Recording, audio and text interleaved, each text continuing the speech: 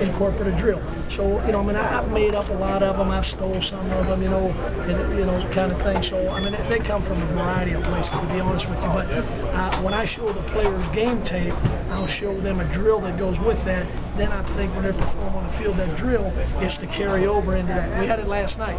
We were talking about punt coverage, and last night in a meeting, and I showed them a two-man runaround. I had Mike Sellers and I had H.B. Blaze side by side, and I stopped the tape, and the returner was there, and I said, "You guys tell me what drills this here."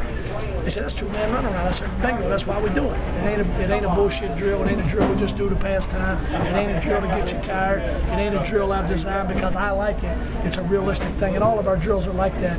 And I think when they learn those things, then they play much faster and they can react to new situations in the game. Is this the first time, sorry, John, is this the first time you've had a special teams assistant? Yes. And what does that allow you yes. to do? It's good, and Richard's a big help. Richard is an excellent assistant. He's got great knowledge of the game. He's got great work ethic. He's been a big help. He really has. It's just another set of eyes. It's a thing to bounce people off of, things like that. There's not a lot of discussion that happens in a special teams meeting. I'm talking about in a coaches meeting. Because it's just me. It's me and about 3 chairs sitting up there making decisions, And sometimes it's nice to just have somebody to bounce ideas, or what about this, or what about that. And he's a good guy, a good young coach. I'm teaching him what we do and how we do it. He's picking it up good, and his work ethic's outstanding. When you have a young long snapper like you do, can it take sometimes a couple of years for those guys to kind of? It takes a lot of time, because you just got to try to put them in every situation that you can put them in that can occur in a game, and it takes a lot of time. And until you do it in a game, and I think that's what separates us all. And I think that's what separates you guys in your business. I mean, you guys in your business, they put that camera in front of you, bam, it's execution under pressure. And those who can do those things are effective in your business and my business. And that's what I tell the players. There's a lot of guys that can go out and do this when nobody's around, but execution under pressure, and it's the same for the long snapper. When he and I are alone working stuff, he's beautiful. Let's see what happens when somebody's trying to beat his brains in. Execution under pressure. If he can handle those things, he's got a chance, and if he can't, he doesn't, and we'll make that decision based on the preseason game. Danny, speaking of execution under pressure, both you guys in Dallas have really experienced kickers. Is that something that is becoming a trend? I'm going to tell you the truth. I don't know, about that as far as the trend is concerned, but I use the illustration. You get a lot of times there's not a lot of young guys, because these young guys, they got legs, but they don't have game.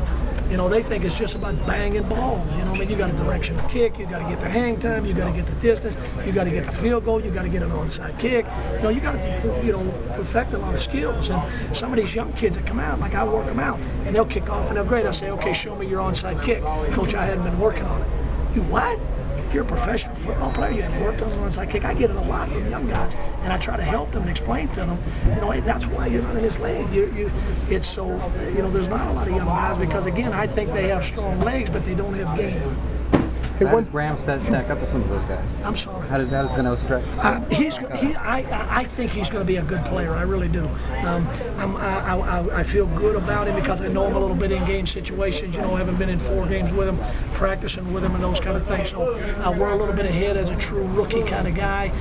Had we not had that experience together, so I think he's a great young prospect. I really do. But and that's why you can see him. We kicked field goals yesterday, kicked today. And those young guys, you got to put them in those situations a little bit more, and we do some hurry up field goals and just put them into pressure situations and see what they can do.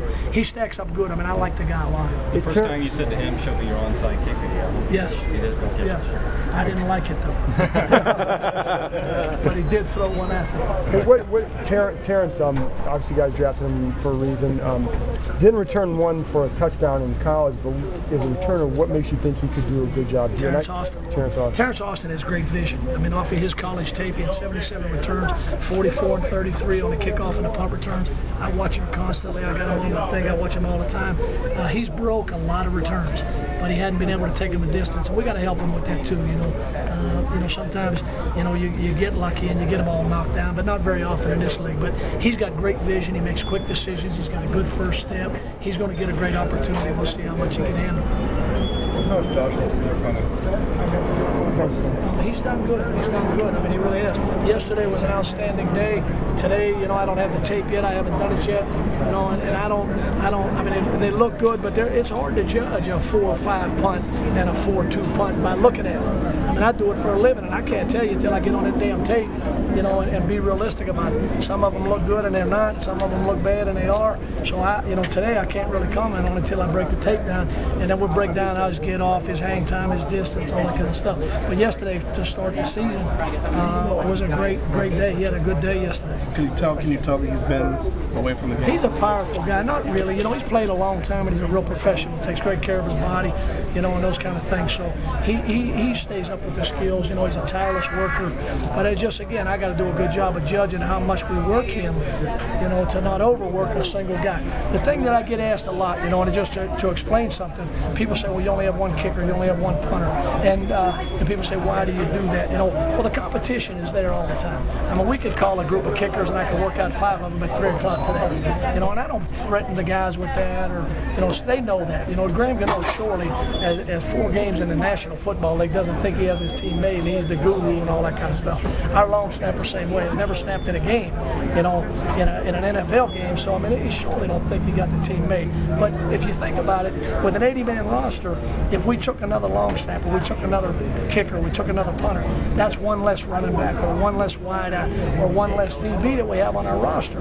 Now, I'm not trying to, you know, we're all in it together, but they're the guys that are covering those kicks in the preseason. So I need them as bad as the DB coach needs them. I need them as bad as the receiver coach needs them. Because at the end of the game, they're the guys covering kicks. And I'd much rather have him doing that than have 2 kickers and one sitting over there jacking around, and I'm trying to find a gunner for the next punt when you got that extra guy like that. So I don't know. I mean, it's wise to do. I'm comfortable with it, and if these guys, you know, if they don't make it, we'll get somebody else. His comeback from cancer pretty inspirational. Yeah, very much so. I mean, the guy's a great guy. The guy's a class act. He's a great guy, and he does a great job.